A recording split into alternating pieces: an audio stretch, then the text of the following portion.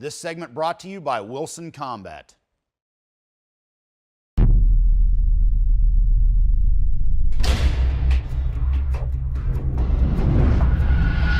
Hey, today on the Vickers Tactical channel, we have one of the most famous bullpup assault rifles in the world, the FAMAS F1, chambered in 223 or 5.56.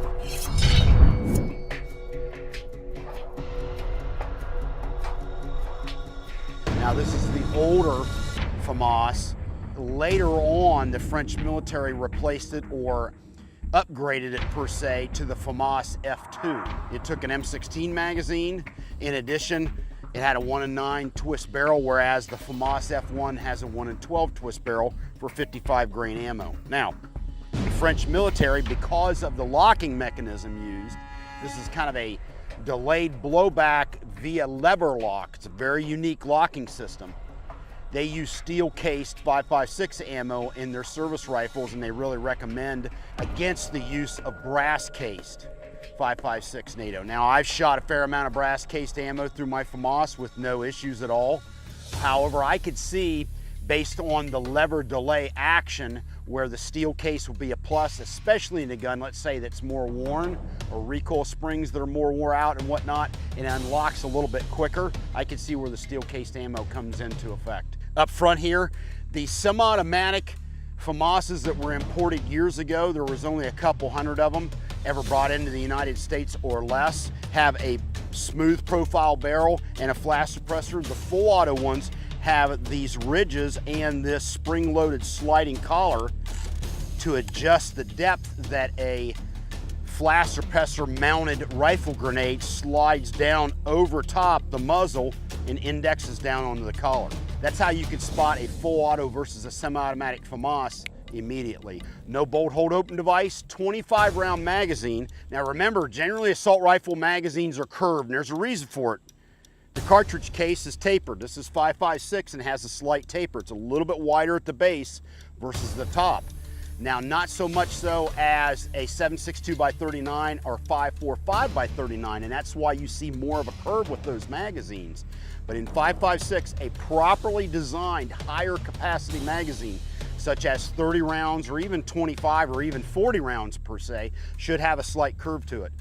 Now, one of the downsides to the M16 family is they locked in that straight magazine well from the very start, from the earliest days of the AR-15, because even the 20 round mag should have had a slight curve to it. Actually shooting these guns, they're pretty slick, believe it or not. They're one of those guns at first glance is kind of fugly, but to be honest with you, when you get trigger time behind them, it's actually kind of a neat gun. There's a lot of people who just kind of poo-poo French guns right off the bat. As a general rule, French guns are very well made. They might have some unusual design characteristics, and the FAMAS is a poster child of that. But actually, well-made guns and in use, they're pretty solid firearms. I'm fixing to light it up on the range and give you some pointers of what it's like to actually get trigger time behind a full auto FAMAS F1. Stand by.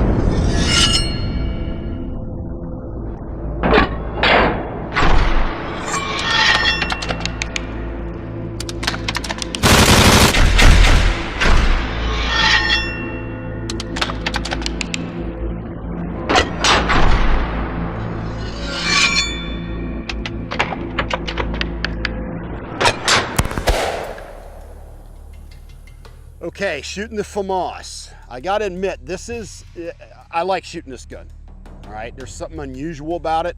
It balances pretty well. It looks very awkward, but honestly, the balance point is about where the pistol grip is at. Now, it definitely has some unusual features. The safety is in the trigger guard, and it's a swing safety, okay? So when it's in this position, the trigger is blocked, and you can't pull it, all right? When you come this direction to the left, this is R, fully automatic. So when you get on the trigger, it's gonna run as long as you got ammo in the gun, provided back here on the trigger pack, you have a secondary lever. If it's set on 0, then that's standard fully automatic, which as long as you got ammo in here and you're holding the trigger to the rear, you're gonna run it dry. Now, you flip it to here, 3-shot burst. So when you're on R here and 3-shot back here, you get a 3-shot burst with every pull of the trigger. Now, I go to the other side, okay? Now, it's semi-automatic, 1 shot per trigger pull.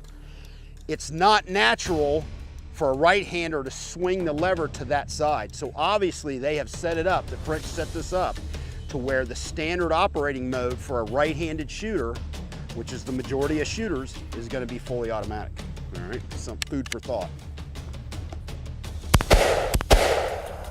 Okay, now, another unique thing about the FAMAS, has dual extractors, but the way it's designed, you activate one extractor or the other, and you can switch this cheek piece from one side or the other to turn it to left or right eject. So you activate one extractor or the other to set it up to kick the brass out to the left or to the right. All right, going hot. Now, Buddy Hinton of Sturmgewehr.com fame sold me this really rare, carrying handle scope mount upper receiver unit right here. It was expensive. I'm still looking to hopefully source the French Army optic mount that goes on top of this. The gun's somewhat modular, but not nearly so much as an M4 carbine or the M16 has been, which of course has defined modularity.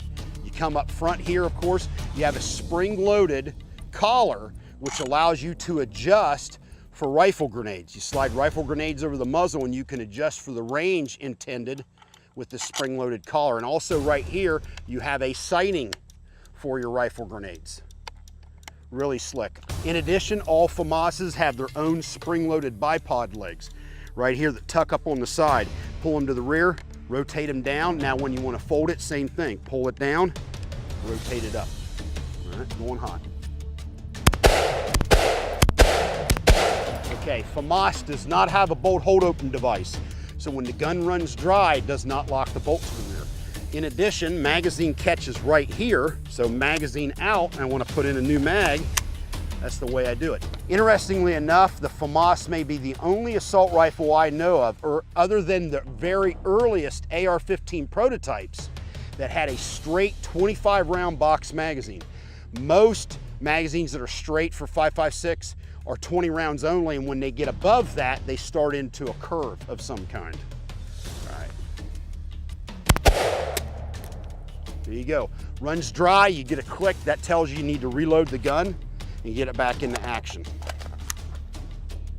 Overall, cool blaster. Hey, thanks for watching the Vickers Tactical YouTube channel. To subscribe, click here, and to watch some of my favorite videos, click here. Have a good one. LAV out.